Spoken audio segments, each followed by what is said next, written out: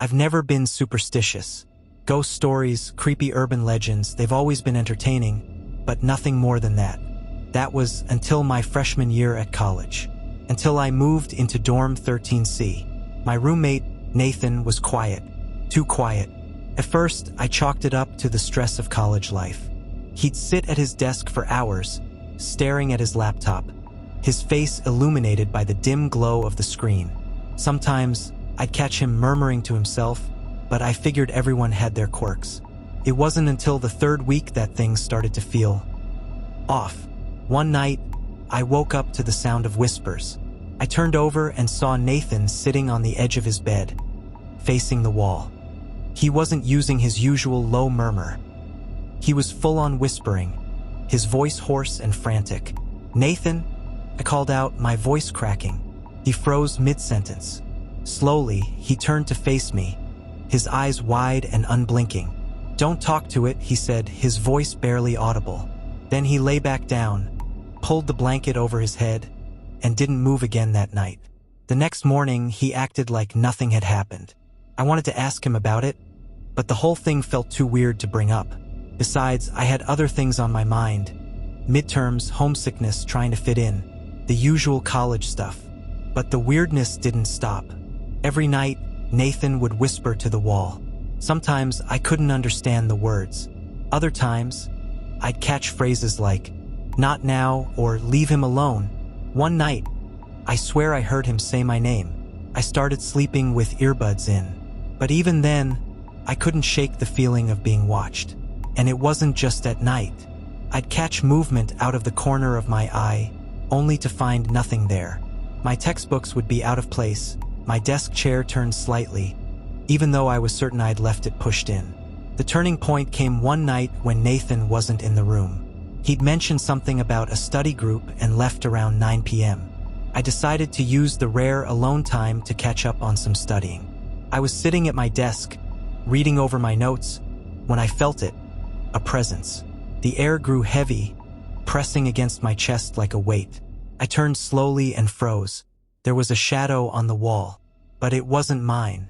The shadow was tall, impossibly tall, its limbs elongated and twisted at unnatural angles. It stood perfectly still, even as I moved, my heart hammering in my chest. And then, as I stared, it started to move. It reached out, its arms stretching toward me, the fingers long and clawed. I scrambled back, knocking over my chair and sending my books crashing to the floor. The shadow didn't stop. It slid across the wall, closing the distance between us, its movements jerky and unnatural. I bolted for the door, yanking it open and nearly running into Nathan. "What's wrong?" he asked, his face pale. There's something in the room," I stammered. Nathan's expression darkened. "You saw it, didn't you?" he whispered. "What the hell is going on, Nathan?" I demanded, my voice rising. "What is that thing?" He sighed, running a hand through his hair. "I didn't want to tell you. I thought it would leave you alone if I kept it focused on me." "What are you talking about?" I asked, my voice shaking. "The shadow," he said. "It's been following me since I was a kid. It feeds on fear, on attention. I thought if I ignored it, it would go away. But it's getting stronger." I wanted to call him crazy, to laugh it off, but the look in his eyes, and the memory of that shadow, stopped me. "What do we do?" I asked. Nathan shook his head. "I don't know. I've tried everything. Priests, psychics, you name it. Nothing works." We spent the rest of the night in the common room, the fluorescent lights buzzing overhead. Neither of us said much. The next day, Nathan moved out. He left no forwarding address, no goodbye, just an empty bed and a cryptic note. "It's safer this way." I haven't seen him since. But sometimes, late at night, I catch a flicker of movement in the corner of my eye. And when I turn to look, there's nothing there. Nothing except a shadow.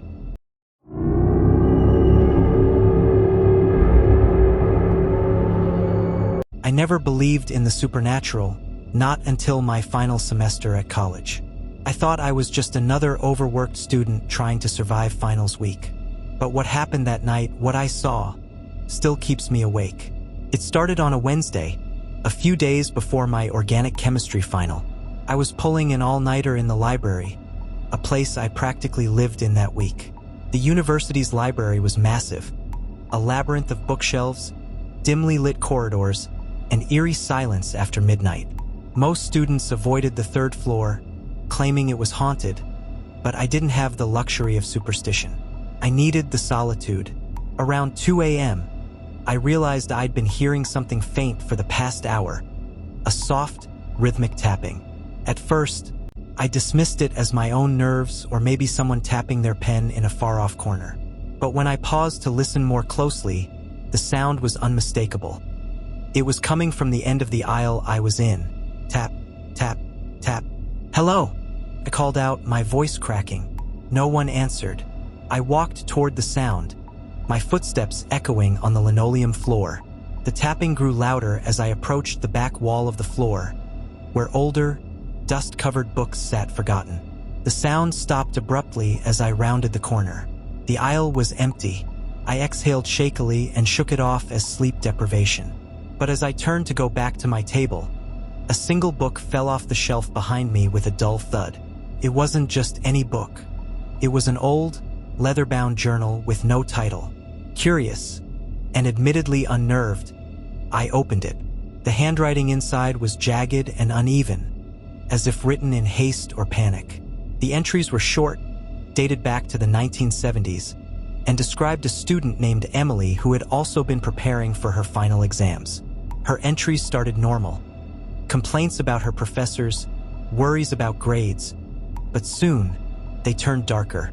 "I can't leave the third floor," one entry read. "It's watching me." Another, "The tapping won't stop." It's in my head. The final entry simply said, "I failed. It's coming for me." I slammed the book shut and shoved it back on the shelf, my heart racing.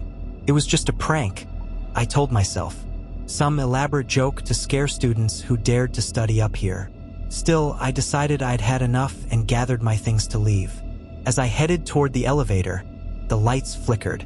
Then they went out completely, plunging the floor into darkness. My phone's flashlight was my only guide as I stumbled through the aisles. The tapping started again, louder this time, and it was coming from everywhere. I broke into a sprint, nearly dropping my phone as I fumbled for the elevator button.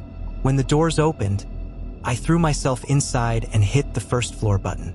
The doors began to close, but not fast enough. A shadowy figure appeared at the end of the corridor. It didn't move, but I could feel its gaze. Cold, hollow, and suffocating. The elevator doors shut just as the figure began to rush toward me, and I swear I heard a whisper, "You're next." I didn't stop running until I was back in my dorm room, every light on and the door barricaded. I barely slept that night and avoided the library for the rest of the week. When I told a friend about the incident, she laughed it off until I mentioned the journal. Her face turned pale. "Emily," she said. "You mean Emily Carson? She was a student here in the 70s. Rumor is, she failed her finals and jumped off the library roof. I dropped out of college a month later. To this day, I can't walk into a library without feeling like I'm being watched. But the worst part? Every so often, in the dead of night, I still hear that soft, rhythmic tapping.